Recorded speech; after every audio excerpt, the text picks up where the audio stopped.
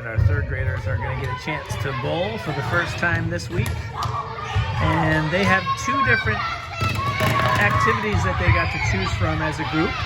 They could do bingo bowling and try to get 5 numbers in a row. Bingo bowling's played with 10 pins. Or they could do blackout bowling, where they try to fill their entire sheet, and that is played with 6 pins. So they got to decide which game they wanted to play as a group, and then they took turns working through the rotation of bowler, scorekeeper, pin setter, and ball returner. And we'll go check in with a few groups here.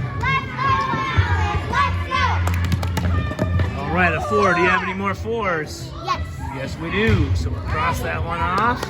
Our sheet is getting full. We're almost blacked out there. Teams that have all 10 pins are playing bingo.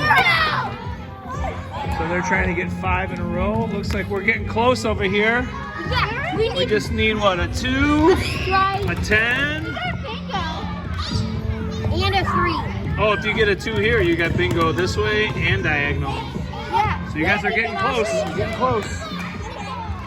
So that sheet is reversible. It's got 0 through 6 on one side of the sheet and 0 through 10 on the other side.